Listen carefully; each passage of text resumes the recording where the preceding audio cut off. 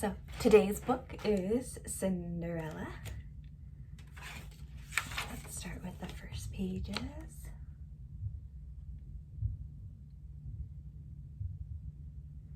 Super pretty. And here is our title page. Nice.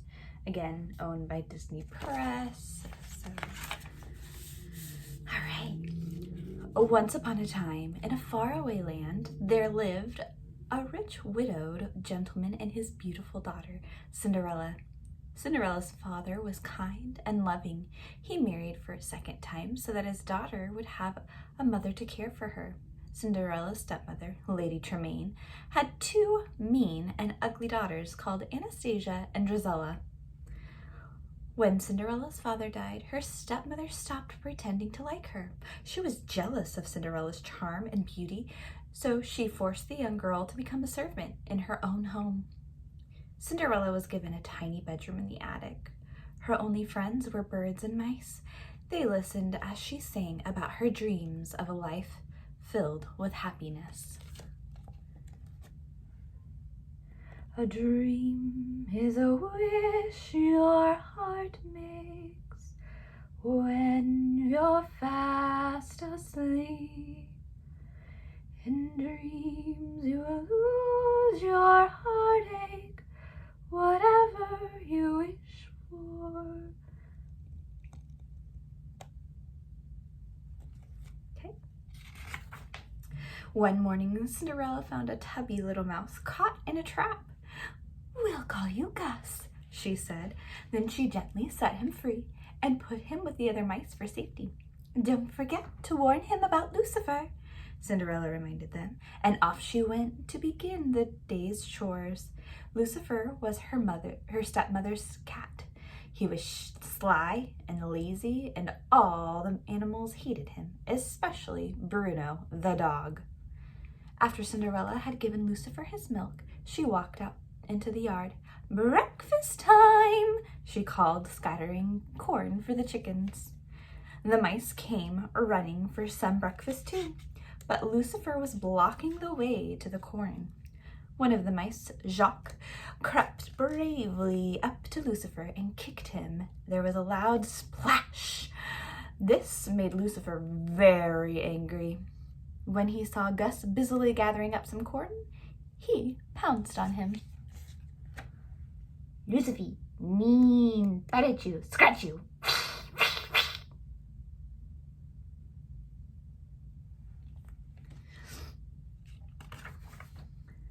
Luckily, Gus managed to escape the kitchen. He scampered up onto the table where he rested against a teacup. Suddenly, the cup flipped over and trapped Gus underneath. Just then, a voice shrieked from upstairs, "Cinderella!" "I'm coming," Cinderella sighed. She picked up the breakfast trays and made her way upstairs. Under the teacup, Gus was safe at last. Not far away in the royal palace, the king and Grand Duke were talking about the prince. "It's time he married," grumbled the king. Suddenly, he had an idea. "We'll have a ball tonight," he cried, "and invite every young maiden in the kingdom. The prince will surely fall in love with one of them." So invitations were sent out that very day.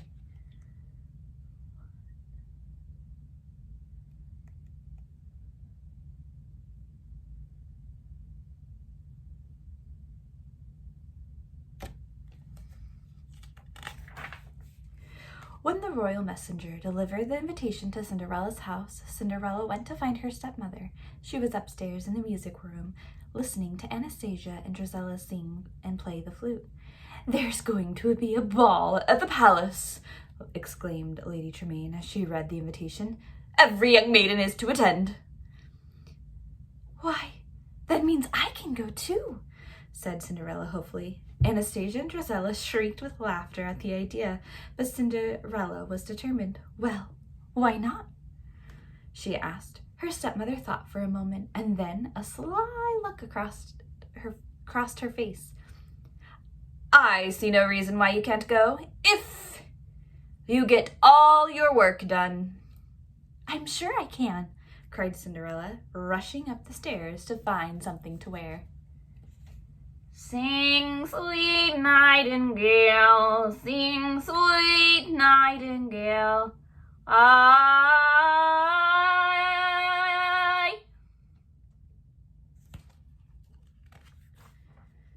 Cinderella opened her wardrobe and took out one of her mother's old gowns. It's a little old-fashioned, but I'll fix that, she said. Cinderella! Shouted her stepmother. I'm coming, Cinderella called. The mice knew that poor Cinderella would never have the time to finish the dress, so they decided to work on it themselves. They sang merrily as they cut and sewed the material. At last the dress was finished. It was trimmed with an old sash and beads that Anastasia and Drizella had thrown away. Cinderelly, Cinderelly, night and day it's Cinderelly.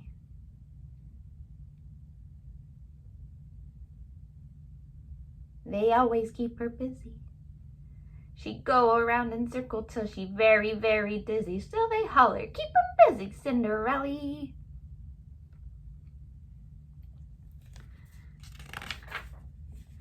Later that evening, Cinderella sadly returned to her attic room.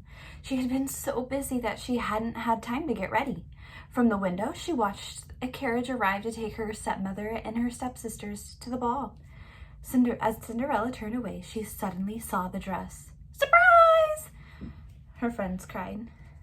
Oh, it's wonderful, Cinderella exclaimed. Hardly able to believe her eyes, in no time at all she had slipped on the dress and was rushing downstairs to the carriage. But when Anastasia and Drizella saw their stepsister looking so beautiful, they were filled with jealousy. Why, you little thief! Drizella cried, spotting her old beads around Cinderella's neck. Then Anastasia looked at the sash. That's mine, she cried, grabbing the sash and ripping Cinderella's dress.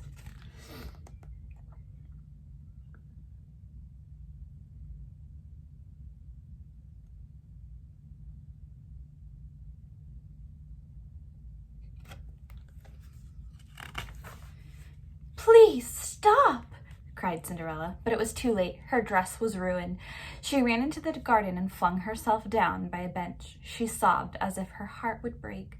Cinderella was so upset that at first she didn't see a magical swirl of light gather around her. When she looked up, an old lady was sitting on the bench. I'm your fairy godmother, the lady said kindly. Dry your tears. You can't go to the ball looking like that. Now, fetch me a pumpkin and hurry. Even miracles take time. Salakadoo, la bitchikaboo, la bitchy-boppity-boo. Put 'em together and what do you got? Bippity-boppity, bippity-boppity-boo. Do-do-do-do-do-do, do-do-do-do-do-do-do-do-do-do-do-do-do.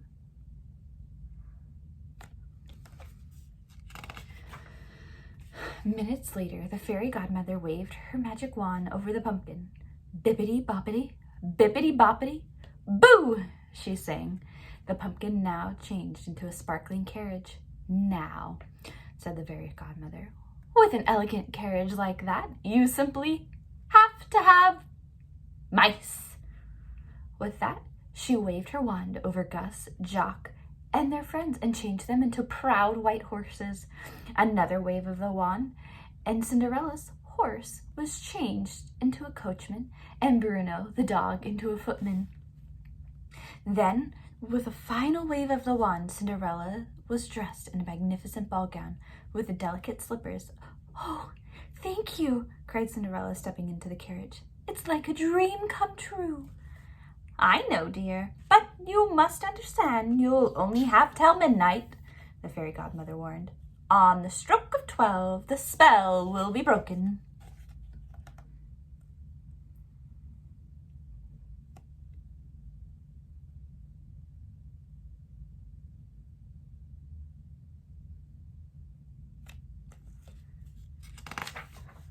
At the palace, Cinderella entered the glittering ballroom excitedly. Glancing up, the prince saw her and thought she was the most beautiful girl he had ever seen. He took Cinderella's hand and led her to the dance floor. The prince knew that he was finally falling in love. Dancing in the prince's arms, Cinderella felt as though she was floating on air. Suddenly, she heard the clock chime. It was the first stroke of midnight. "I must go," Cinderella gasped as she fled through the ballroom and down the palace steps. "Wait! You can't go!" cried the prince. But Cinderella didn't stop. Even when she lost one of her glass slippers on the steps, she leapt into the carriage, which raced away. So this is love.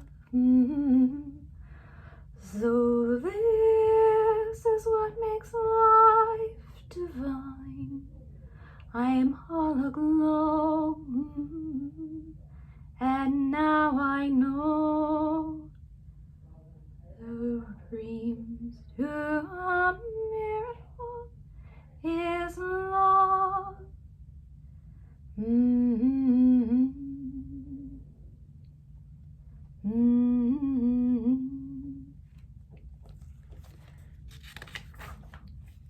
As the last stroke of midnight was heard, the carriage turned back into a pumpkin, and Cinderella found herself dressed in rags once more, but she was still wearing a single glass slipper.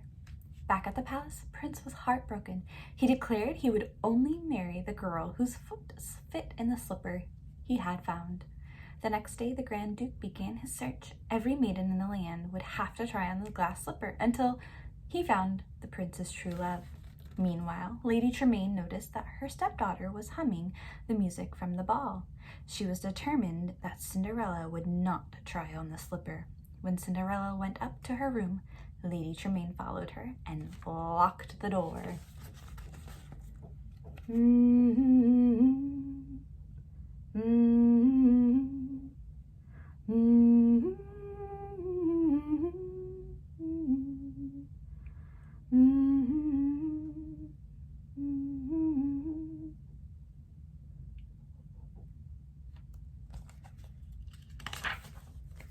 At last, the Grand Duke arrived. Anastasia and Giselle were very excited. Taking turns, they tried to squeeze their feet into the tiny glass slipper, but their feet were much too big. Jacques and Gus were desperate to help Cinderella. They took the attic key from Lady Tremaine's pocket and slowly pushed up the stairs to Cinderella's room. Hot and tired, they finally managed to open the door and free their friend. Just as the Grand Duke was about to leave, Cinderella appeared. "Please, wait!" she cried. "May I try on the slipper?"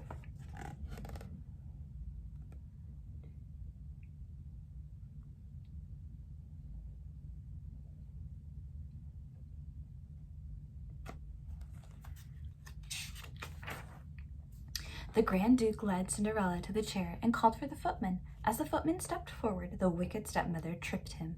The slipper flew through the air.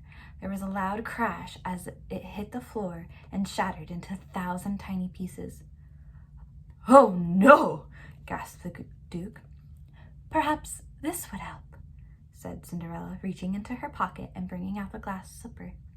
Her stepsister shrieked as the delighted Duke fit the slipper onto Cinderella's foot. Soon afterward, Cinderella and the prince were married. Her friends, the mice, looked on and smiled. They knew Cinderella's dreams had finally come true.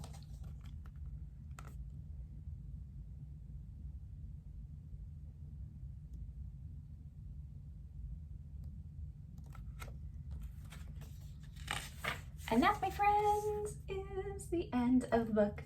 So this is a nice picture of the castle that was in the beginning. Looks like there's a bunch of carriages down here for the ball. Anyways, and then last page of the book. Thank you for tuning in. I hope you enjoyed this week's book. And sorry for the wrong lyrics. Sometimes when I do things on the fly, I forget the words and the lyrics and the orders. But anyways, doesn't stop me from singing. I'll see you next time. Bye.